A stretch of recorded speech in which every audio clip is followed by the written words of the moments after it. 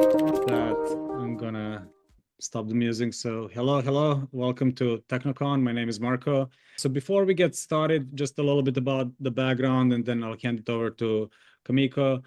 She's going to be talking about manager development programs. But just if you're new to Technocon, the way to participate is just stay muted so that we don't have the background noise, but do use the chat. So we keep an eye on the chat. Just feel free to send to everyone and, express any questions, concerns, and anything that kind of comes to your mind, you want to share.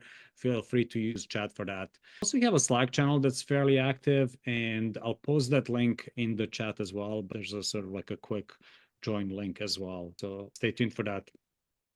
A little bit about the background. So back in the day, I used to be at Twitter. I see actually Nikki here. We used to work there together. And at the time, there was this observation that technology companies or tech forward companies, whichever way you want to kind of call it, the way we do learning and development tends to be slightly different, and we had different set of concerns. And I was looking for my people. I was looking to connect with other peers in the industry. And it started as an informal group of a couple of us from various companies. I think Dropbox, LinkedIn, Salesforce, etc. were involved. And we would just meet at each other's offices, compare notes.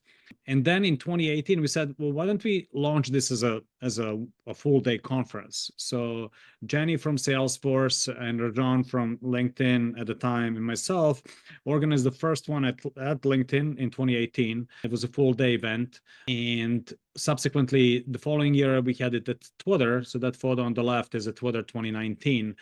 And then COVID hit, so we moved to online. So we've been doing this pretty much every month since 2020-ish. We usually bring one of us, members of the community, to share a story, something that they find interesting and worthwhile sharing with the community. So it's a community by us and for us. So yeah, that's a little bit about the background. Behind the scenes, we also have the board. So I see a few people here. So Chris here, Andrew is going to be speaking next month on some really cool topics on learning and projects that he's working on. Rajan, I mentioned, he's here already. I'm not sure if Katie joined. And behind the scenes, it's Mark that is doing a lot of heavyweight lifting. Tomomi is still in and out as time allows. Many of you know her, and then I facilitate it as well. So that's a little bit about Technocon and the organization. Community guidelines, basically, like I said, it's for us, by us, so just kind of respect the space and be engaged with fellow peers. So the set of topics that we usually host are roughly in line of what we call enablement.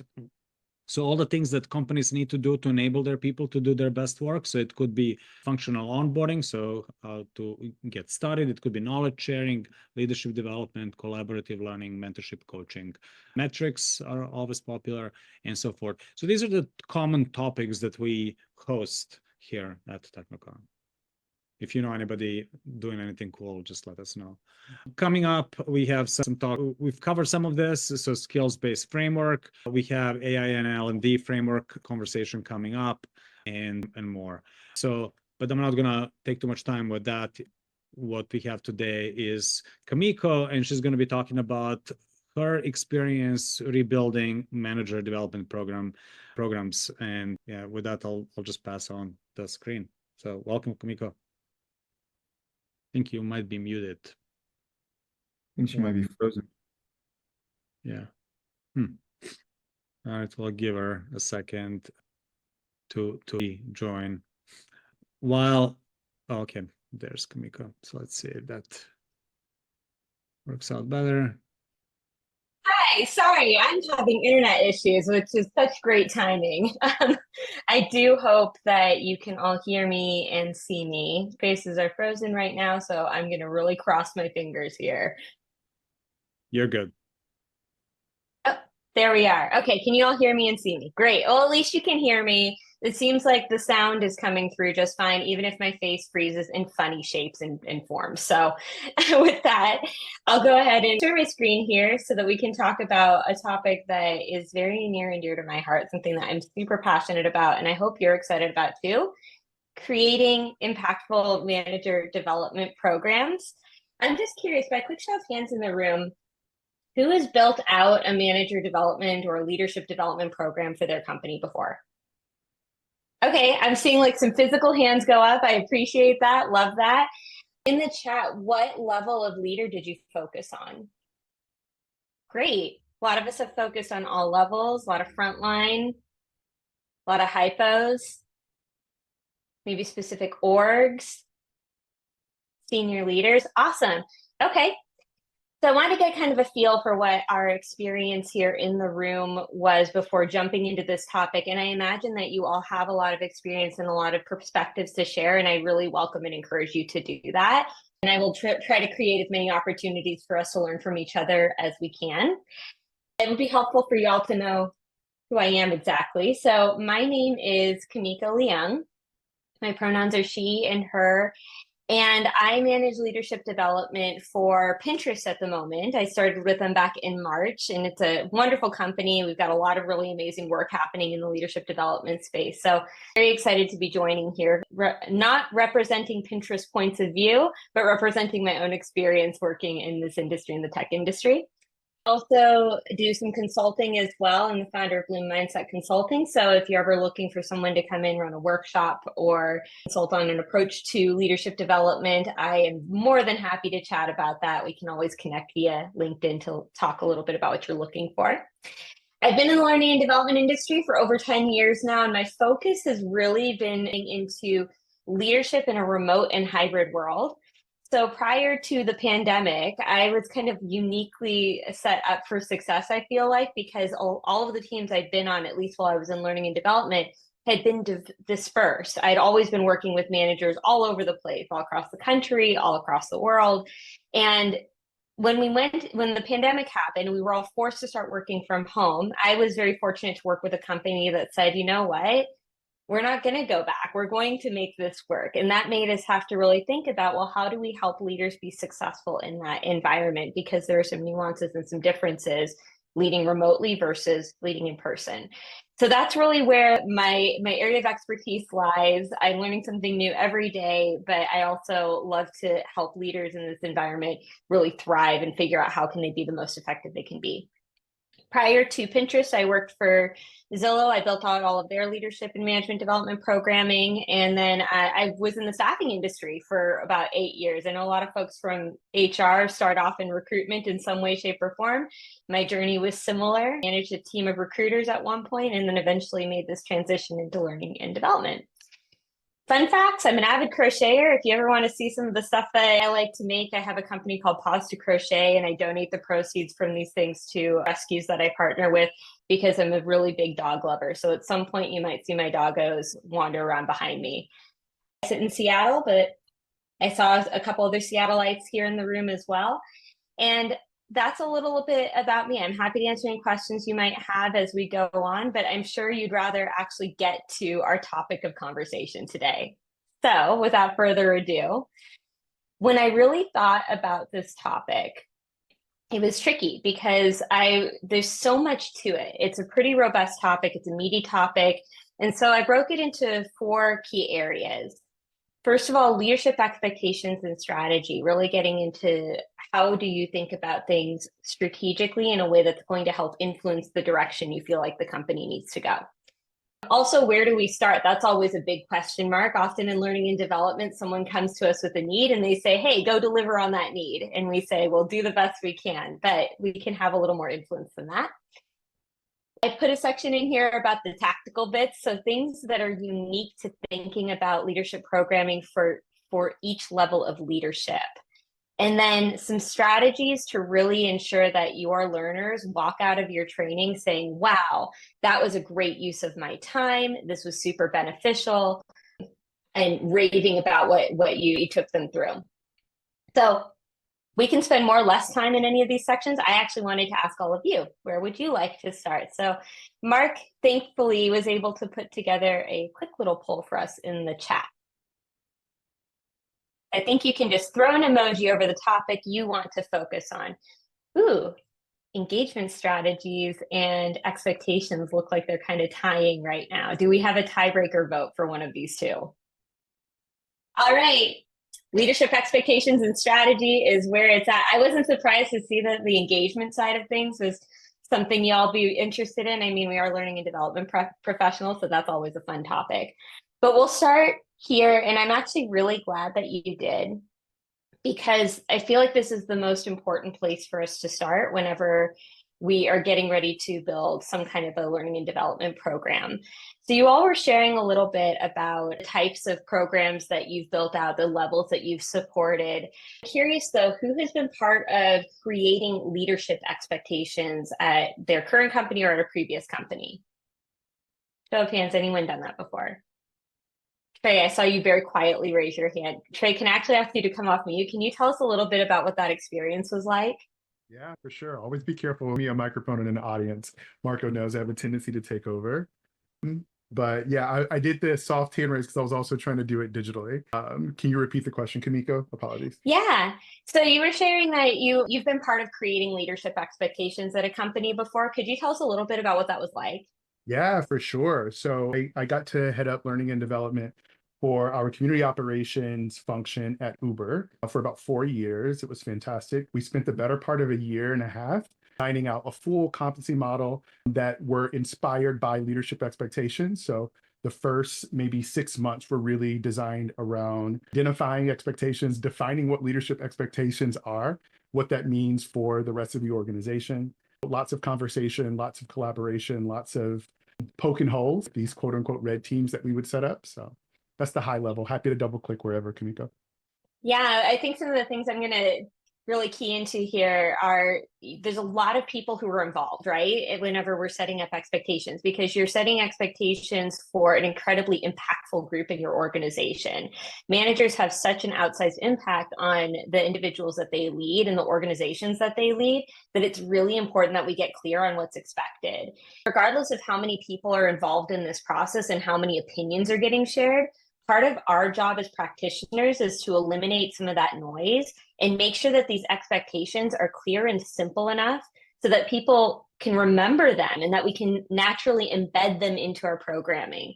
Because these expectations are going to come to life unless we are reinforcing them regularly, and the leaders are reinforcing them as well.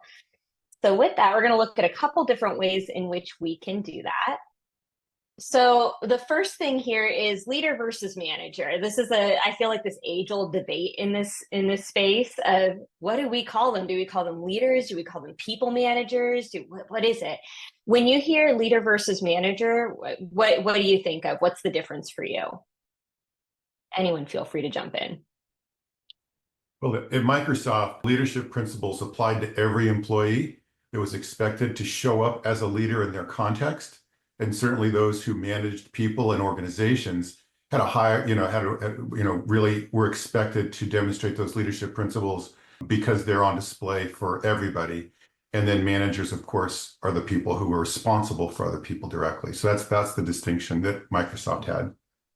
Yeah, thank you so much for sharing. I'm seeing some really great stuff in the chat here too. That I want to call out is there's like the mental model versus the tactical responsibility. That's sometimes how people differentiate these two things. But I think you have to really think about what is the current state for your company and what is the current state of the managers in your organization to determine what type of language you're using. You may have senior leaders who feel very strongly about one word or another. I do believe both parts are very important to have an effective manager, that you have to have the mental model, the mindsets, and the tactical responsibilities. However, when you think about where your organization is at, to give you an example, if you're working at like a startup, people who are at a startup are often very mission driven. They're really excited about the direction the company is going. They may not need as much, say, like inspirational leadership, because that's kind of why they're there, and they're hoping that they're going to get a payoff with the stocks at some point. But you may not need to lean into the leader side of things as much. You might actually need to lean more into those manager development skills. Same thing if you have a bunch of managers who are homegrown, who've never really managed, but they were amazing in their individual fields. We might need to focus more on those manager skills. On the other hand, you might have a more mature company where they are doing pretty good with the manager skills. Maybe they've got some areas to work on, but you've got leaders who don't understand executive presence. They don't understand that their role as a leader has changed, and the way that they show up is going to drive people or encourage people to seek other options. So choosing those words, thinking about keywords for what matters most for your company, it's really important to start there and get clear on that and have a unified philosophy or vision. The second thing I want to touch on was having those clear and catchy expectations. So I've actually had the opportunity to build out expectations 3 times in my career so far. Every single time, it's a lot of blood, sweat, and tears that goes into it, and lots of people involved. I've had some times where we've gone way down that road of getting too into the weeds, and we suddenly walked away with 15 expectations. Who's going to remember that? No one's going to remember all 15. Those are actually behaviors when we really get down to it. So we want to make sure that expectations are clear and catchy, and that can be used in natural conversation. To give you an example, at Zillow, one of the leadership expectations was expect the best from self and others. When I say that, what does that mean to you? Expect the best from self and others. Yeah, Brian says maintain a high bar of excellence. Brian's not cheating at all because he was at Zillow with me, but but yes, maintain a high bar of excellence. But not just for your direct reports, also for yourself as a leader.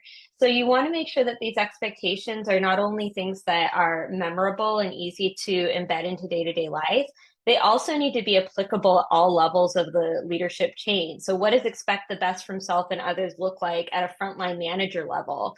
It might mean having those accountability conversations. It might mean making sure that you're creating processes that are sustainable for your team to check in. It might mean being able to give that tough feedback. At a more senior level, though, when we start to get into that senior director level, it could be looking at the efficiencies of your organization, and then how are you showing up as a leader? It could be looking at how you're managing change as a leader. Are you owning decisions that are being made and expecting the best of yourself when communicating that and for your direct reports, or are we shirking that duty? So that's just an example. I'm sure many of the other maybe competencies or capabilities that could roll up under any given expectation. We'll get more into that tactical, into the behavioral, and that's great. But I want to challenge us to make the expectations themselves something that's very catchy.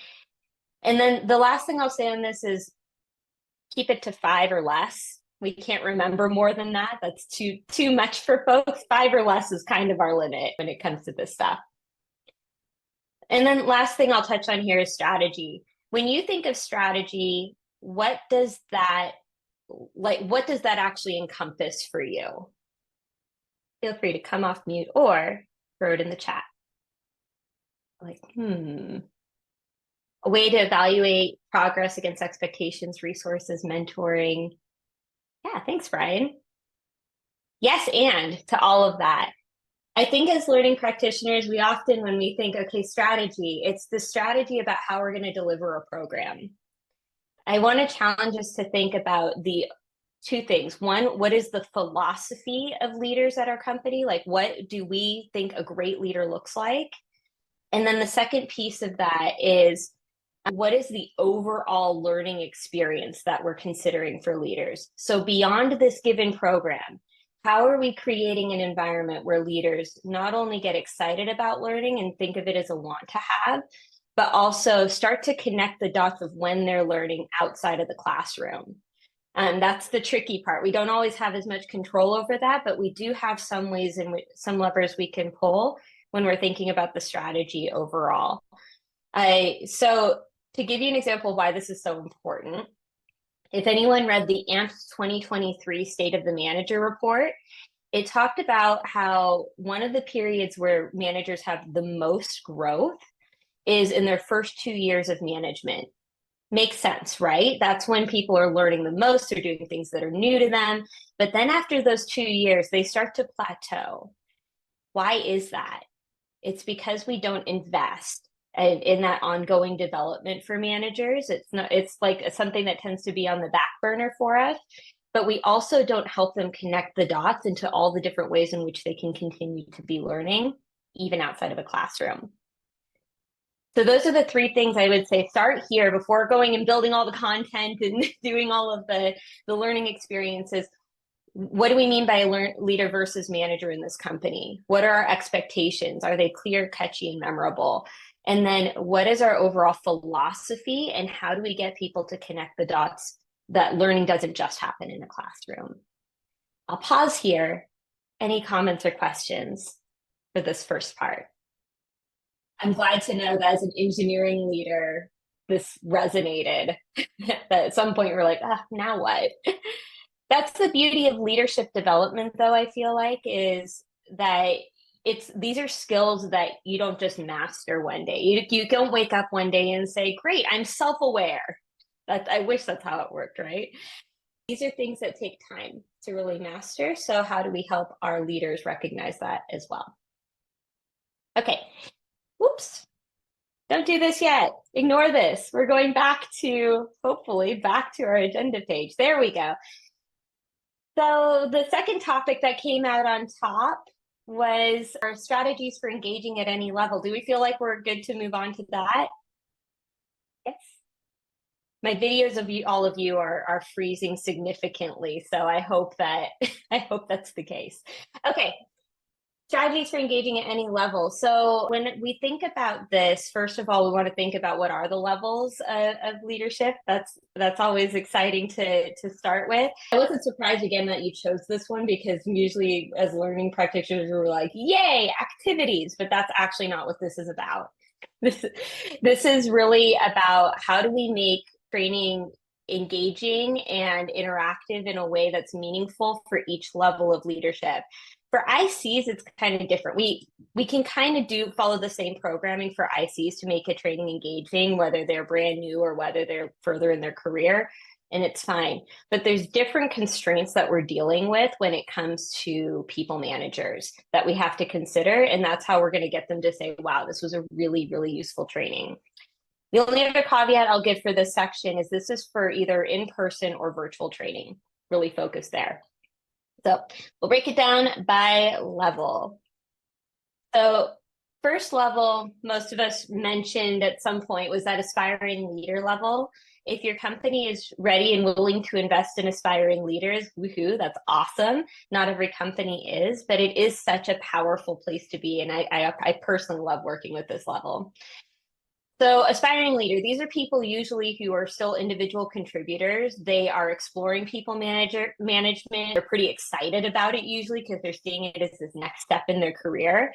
So they're going to have more bandwidth and more availability to really invest in that learning. They might need some help prioritizing their time effectively, and we don't want to give them like a whole folder of resources and hope that they figure it out. But we can give them a little bit more in terms of pre-work than we would give to other levels of management. I would say you have up to about an hour of pre-work that you could do between each session. The other thing that's unique about aspiring leaders is because this is all new for them, they're going to need a little bit more time to digest and understand the information. They're also going to need a lot more help with figuring out how to practice what they're learning. So my best recommendation with this type of program is if you can spread the touch points out, the live touch points out over an extended period of time, ideally 6+ months, that's when you're really going to get a lot out of this. Not only are they going to have a really good understanding of what being a people manager is, but they're also going to be engaged for longer and not just saying, okay, so when do I move into this role? So thoughtful pre-work, and the key with the pre-work is making sure that you bring it up again in your training whenever you bring them back in person. I've seen a lot of times where we've used pre-work as like, oh, and this is a nice extra thing that you can know. They don't really have the time for that. But if you set it up as an expectation that, hey, we're going to reference this pre-work in some way in the training, they're much more likely to do it. It could be a video, e-learning, brief case study, but hour or less is what we're aiming for. The content itself during the training, for this level, we need to be really, really tactical. So I have I don't know if we're going to get to it or not, but I have a graph that I could show you for each level and some of the considerations we need to think about. But at this level, it's about 95% tactical and 5% strategic. They are reflecting on themselves and how they're showing up as a leader. We're really leaning into building social and self-awareness. However, most of what they're going to be doing and should be doing is, how do I do this job of being a people manager? They need to be things that can also be practiced immediately so they can go back on the job and do it.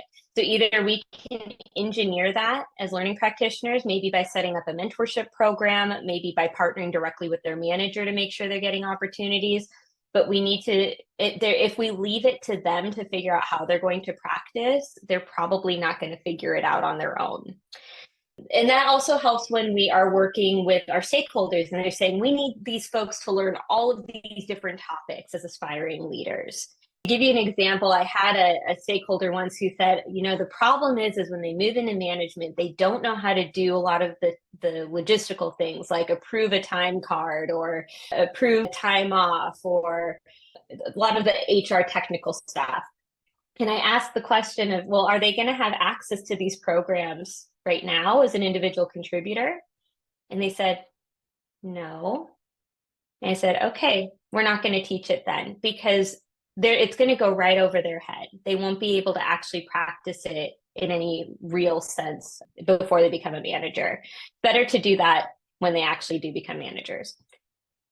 So thinking really thoughtfully about how are they going to practice and creating the environments that they can practice. That's my aspiring leader level. Any thoughts, questions, anything you would add to this from your own experience?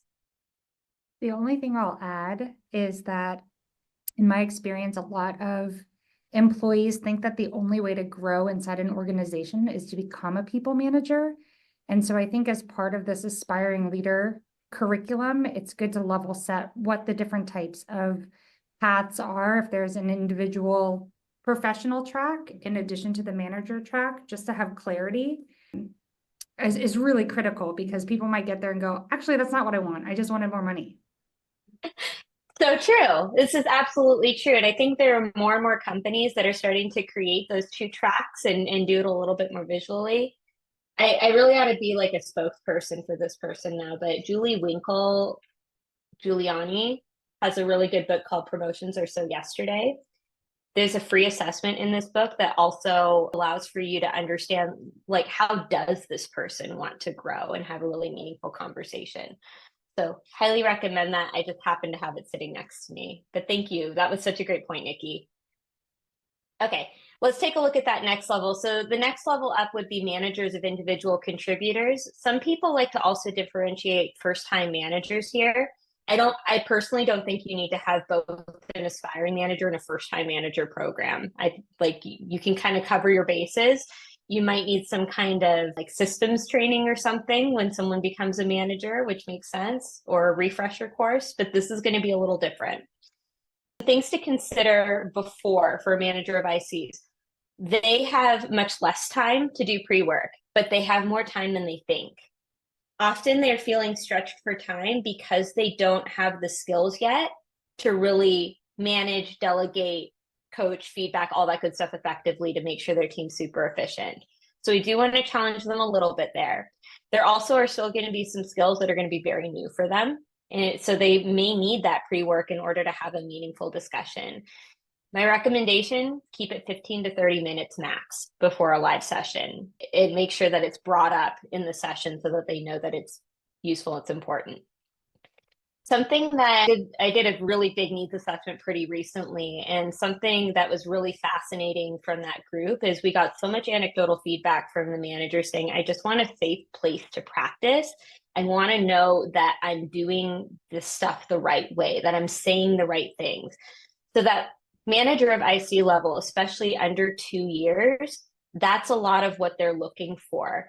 But even once you get past that 2-year point, they still want to be reassured that their process and their way of thinking and the way that they're approaching things, it makes sense, it's working. So we're still going to be pretty tactical at this stage. Tactical versus strategic thinking. For manager of ICs, it's about 75% tactical still and only 25% just strategic. They're thinking at most a year out for their team, what's going on. They're not really thinking like 3, 6, 5, 10 years beyond that. So that's why we want to make sure that they're really grounded in that tactical stuff and then help them develop those skills that are a little bit harder and in safe environments. So things like difficult conversations, etc. Then we have one of the things we can do to help with this too is create the environments for them to practice in the training itself, reflect in the training itself, and then help them connect the dots to real life. So that's a good strategy to use. It doesn't always have to be role play too. Some people say, oh my gosh, not another role play. They groan when they hear that. So I'm actually curious from this group, what are some ways that you've created strategies for them to practice in a training that wasn't a role play? Group coaching, yes. Case studies, discussion, reflection, small group discussion, yes. I've seen folks sometimes lean a little heavy on the group discussion in the sense of they pose a question for the group to discuss, but I would challenge us to also think about this as give the group a problem to solve, or send the group on a scavenger hunt to try and find the resources that they should be able to find on their own, but giving them those opportunities to practice that. That's another way to go about it without necessarily having them role play per se and giving out the Academy Awards for acting. So lots of ways to do it. Same thing, again, in every focus group I've done, they always say, look, I just want to make sure I can actually practice this on the job right when I get back to work. So again, this is why they focus so heavily, or we should focus so heavily on the tactical for this group, because they're going to forget most of the other stuff once they leave. And then lastly, where can they go to learn more? So they hit that 2-year plateau. How do we ingrain in them that this is not the end of their learning journey? Maybe it might be a one-off workshop.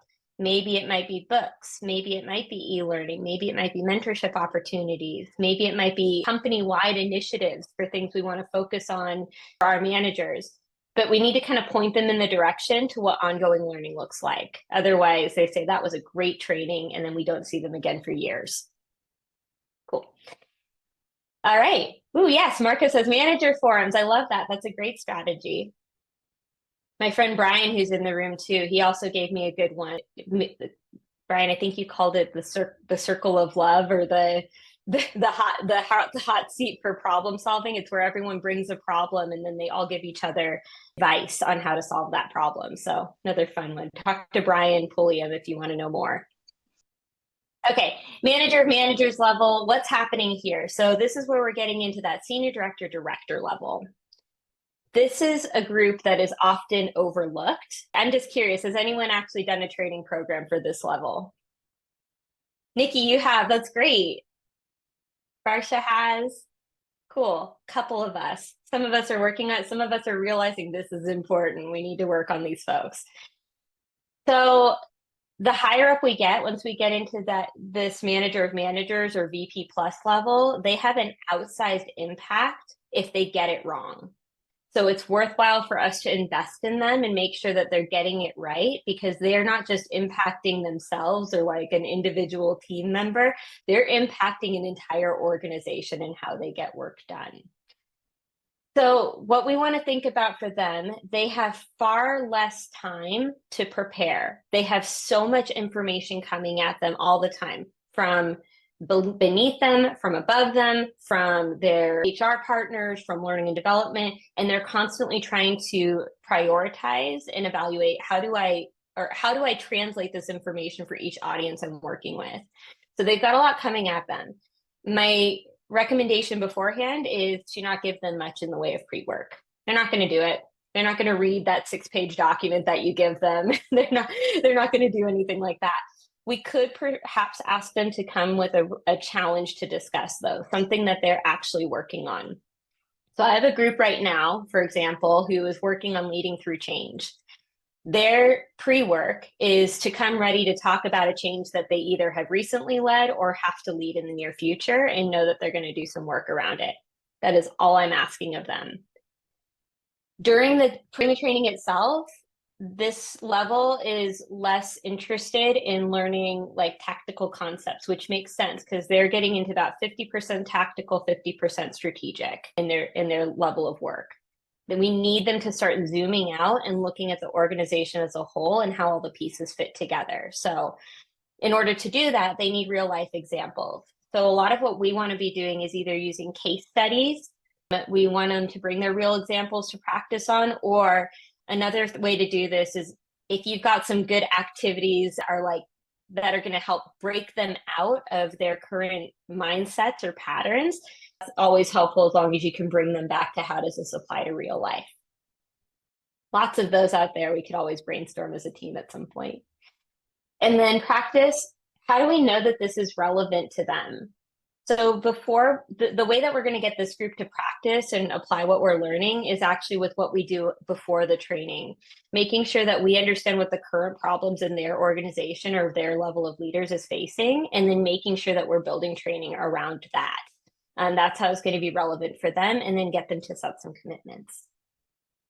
Before I wrap up with the VP plus level, any comments, questions about these mid-level managers of ICs and managers? Yeah, quick question in the chat, Kimiko, for you. Oh, how can we engage leadership outside of L&D to collaborate? Ooh. And often we sometimes, what L&D is too constrained. I think this is partially, a lot of us in here are L&D leaders. I'm sure lots of people would like to share their 2 cents here, but that's a great question, Brian. Some of it is mindset for L&D about what it looks like to design in partnership or co-build. Just recently did this with a group of leaders who was working on a topic around courageous conversations. And the way that we did it is we had the outline, the L&D outline, but we partnered with them to make it specific to them by adding their specific examples, by adding their specific scenarios that they wanted to include. Another way to do this too is to make sure that the ask that you have for L&D is tied to organizational initiatives. So if it's tied to what the organization is trying to achieve, it's much more likely you're going to get the time and investment from the L&D team to work on something with you. And then one other thing I'll give for this one, and again, I think there's a lot of ideas in the chat here, but the partnership, it isn't going to always be L&D comes in and delivers this for you. Like, we want to help you be self-sufficient as a leader yourself. Sometimes L&D can come in, sometimes they have that bandwidth, but not always. So being open to the options of how learning can be delivered is a really great way to partner with L&D, rather than saying, I've got this thing and this is how I want it to get done. So hope that helps. I welcome anyone else in the chat who wants to add their thoughts. It looks like a bunch of people are, so that's great. Cool. Okay, let's talk about this VP level. Some of this will apply to senior director, director level as well. But the VP level, we're now working with the group that has the shortest amount of time. They have the most information coming at them. They need things to be short, quick, snappy, actionable, really need to be on it. So at best, we're going to get maybe an hour with them at any time. Maybe we get 1 day of a conference style VP plus training, but we don't have much with them. So before the training itself, we got to come to them with very clear asks and make sure that they have some kind of responsibility or skin in the game. So it could be they're going to present or teach a specific topic within this training. It could be that you tell them this is the problem we're going to discuss. Come ready with your thoughts on ... But we got to be really, really clear and specific. In all of the focus groups I've run, another thing that they have often told me is that they are craving structure. So we make this mistake that when we go into meetings with senior leaders, yes, they want to be collaborative and discuss with us and have a conversation. But when it comes to training, they want to be told exactly what to do. They want a structure and that they can follow to know that they got what they needed to out of this experience. So what does that mean during the training? Often that means we probably shouldn't be the ones delivering it. That's sometimes really hard for us as like L&D professionals. I'm like, oh man, this is such an opportunity for us to be in the spotlight and to shine with these executives. But what they're looking for is benchmarking, and they're looking for subject matter expertise. And it's not to say that we don't have either of those things. It's just to say it's going to be more well received if it's coming from someone else. So this is a great time to work with vendors, to work with executive coaches, to work with bringing in speakers. That's when they're really going to be receptive to the information being shared, or have them teach it. That's always helpful. And that gets into the practice piece of it. I'm a big believer with senior leaders of learning through osmosis. So often what I'll do with a leader who's maybe struggling on a specific topic is prepare them to teach it to a group that needs to learn from them. So one way that you can do this is, let's say that you want them to talk about having difficult conversations with a group of frontline managers. Prep them by saying, okay, first I want you to tell a brief story, 2 minutes or less, about a time when you had to have a difficult conversation. Tell us how you messed up. Tell us what you learned. Tell us how you changed it in the future. And then we're going to open it up to questions for you in the future. Boom. They are doing exactly what we want them to do and reflecting on those conversations and what made them work. So again, leaning on the external experts, super helpful here, and then getting them involved in the training itself is really going to engage them, make it worthwhile for them. So I knew we weren't going to get through all 4 topics in our time together today. I'm going to show you one more thing from, whoops, I don't know why this did something funny. Oh, okay. Anyways, the 2 things we didn't really get to were, where do we start in the tactical bits? We have a little bit more time, but I want to make sure I leave time for questions too. I'm going to show you 2 quick things from here, and I'm happy to share these slides. I should have also said I'm not a designer, so thank you for your patience and kindness with these slides.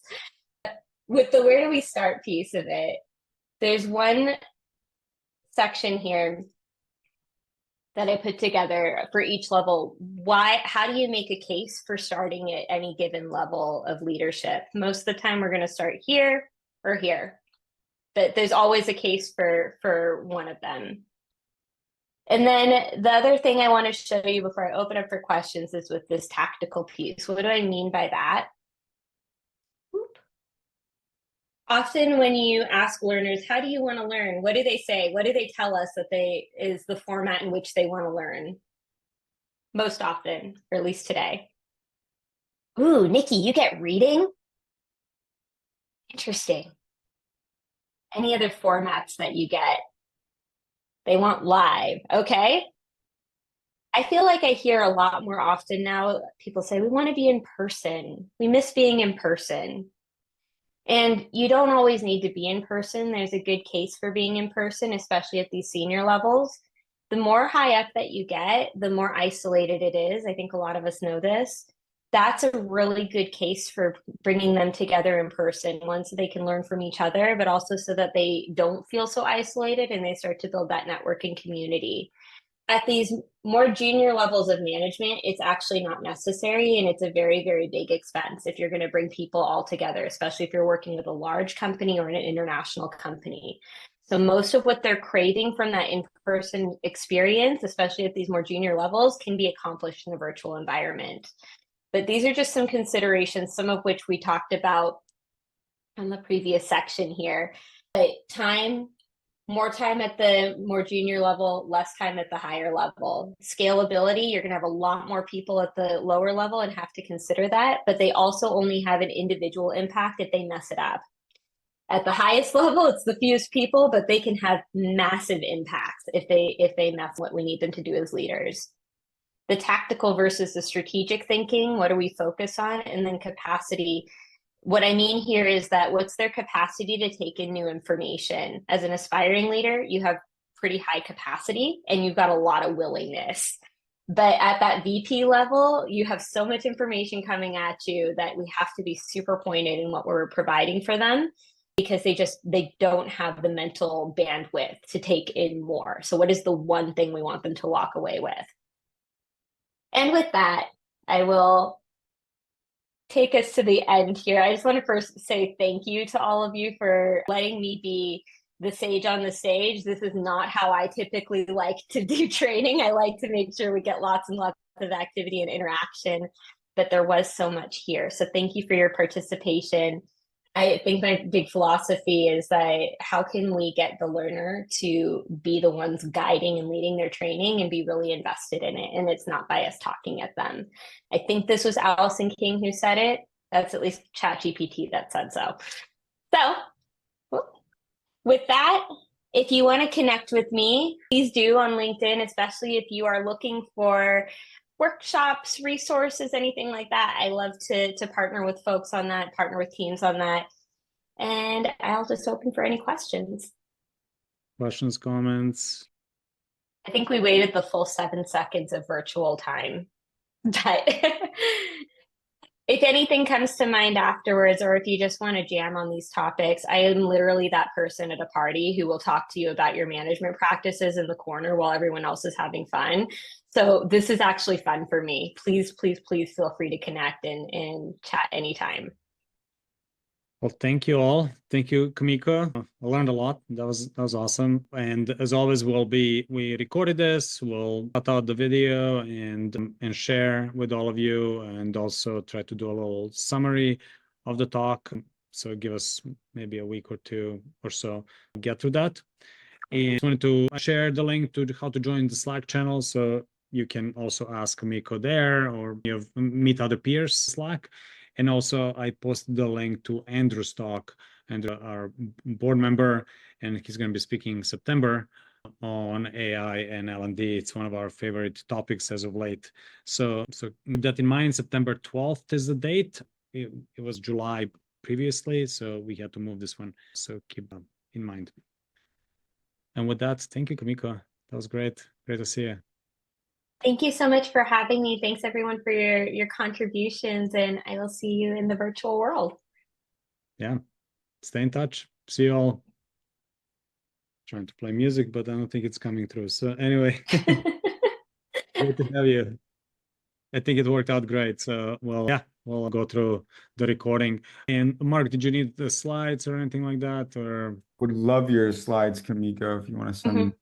Besides that, we're all good. Thank you so much. Happy to. Let me just clean up the notes a little bit in them so that folks can use this. These are also on Canvas, so I'm curious how it's going to come through. So bear with me. I will get them to you though. Sounds good. thank you. Great to see you. Great to see you. Have a good one. You too. Bye. Bye. Thank you, Kamiko.